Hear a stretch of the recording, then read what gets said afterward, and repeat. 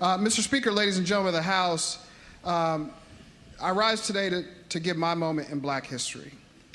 And it's no secret, Mr. Speaker, one of the most, if not the most important topics we talk about and discuss in this body year after year is how to best educate our children. Because we know that when we build strong schools, we build strong communities. We build strong Virginians. Good schools prepare our young people to enter to the workforce, succeed in adulthood, and engage critically in the world around them. Families and parents will go to great lengths to ensure that their children receive a world-class education. However, Mr. Speaker, it's also no secret to any of us in this room that for many years in this Commonwealth, that basic, fundamental, and critical right was denied to Black children throughout this Commonwealth. And unfortunately, Mr. Speaker, I'm not sure whether or not our kids will continue to learn about that history. But Mr. Speaker, we see the commitment that Black Virginians and Black Americans made to ensure that their children received an education. We see this in stories of educators like Mary Peak, who was born in 1823 in Norfolk, Virginia. At the time, opportunities for educating Black girls were few and far between. When she was 6 years old, Peak's parents sent her to live with family in Alexandria to attend a school created specifically for African American students.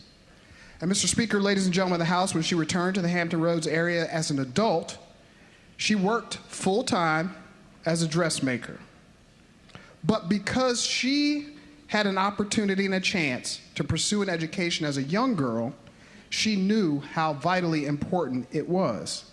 And while she worked as a dressmaker all day, in the evenings, she welcomed students of all ages into her home, creating her own school in her living room.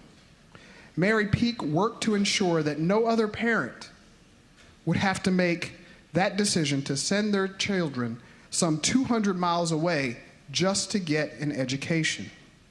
And she extended those educational opportunities to the parents as well. The students that came with her, again, were all ages. Mr. Speaker, we see these examples all across our history. For example, another one, Virginia Randolph, born in 1870 to formerly enslaved parents in Richmond, Randolph was able to take advantage of Virginia's newly created state education system. She attended the Baker School, which was the first public school built for Black students in Richmond. In adulthood, she became a teacher, originally teaching in Hanover and Goochland counties. She worked to improve the one-room Hanover County school building and to organize parents to fundraise to improve those schools. Randolph recognized the importance of educating the whole student and taught skills such as sewing, carpentry, printmaking, alongside reading, writing, and math. This teaching philosophy of industrial arts education alongside traditional coursework upset and even created resentment among many parents. However, this work ultimately set her students up for much enjoyed success. The work of women, particularly Black women like Mary Peak and Virginia Randolph, was and remains vital to educating young Black children at a tumultuous time in our history. Then, in the era surrounding the Civil War. At times of social and cultural upheaval, it is even more important that we give our children solid ground to stand on, that we teach them the full and truthful accounts of our history. Mr. Speaker, in the Byrd area, members of this body undertook a massive rewriting of our school's textbook. These changes pushed the narrative of the lost cause and undermined the atrocities of slavery. At a time when these textbooks were rewritten, Virginia was going through a massive change in our education system, desegregation. It was the hope of many in this legislature that they could use this revised version of history to support segregation in our schools. Unfortunately, today, Mr. Speaker, we continue to have conversations about what should be taught and what shouldn't be taught. in Virginia's history. Earlier this year, we had massive revisions to our history standards. And recently, under pressure from governors like Youngkin and DeSantis, the College Board actually changed their curriculum for AP African American history. This new curriculum removes discussion of mass incarceration, the Black Lives Matter movement, and seminal authors from Audre Lorde and Angela Davis. Earlier this month, our governor issued a proclamation declaring February Black History Month in Virginia, and we certainly thank him for that, as many other governors have done. But you can't just make the proclamation to recognize the history. If you ask Governor Youngkin about his work to rewrite history curriculum or the AP African American Studies, he will deny that it's about race. He'll tell you that it's about politically divisive concepts. And I know many of us on this side of the chamber are still waiting for what that means. But we've seen this history before. We know what it's exactly about.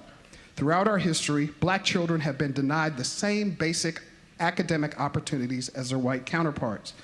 Many Black families, knowing the value of an education, went above and beyond so far as to send their children 200 miles away from home just for the opportunity to get an education. In the stories of Mary Peak and Virginia Randolph and countless others, the thread that shines through for me is the extent to which we will sacrifice for our children so that they receive a quality education. As a parent myself, and there are many parents in this room, we know that we would do the same for our children. We would sacrifice anything to make sure our kids are taken care of, are thriving, and given the chances to grow to their fullest potential. Every child in Virginia deserves to have access to a quality education, regardless of their zip code, regardless of their race, regardless of their gender identity.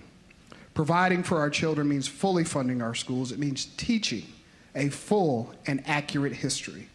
Mr. Speaker, we owe it to pioneering educators like Mary Peak and Virginia Randolph to do everything we can to provide for our kids today. But more importantly, Mr. Speaker, we owe that commitment that they showed.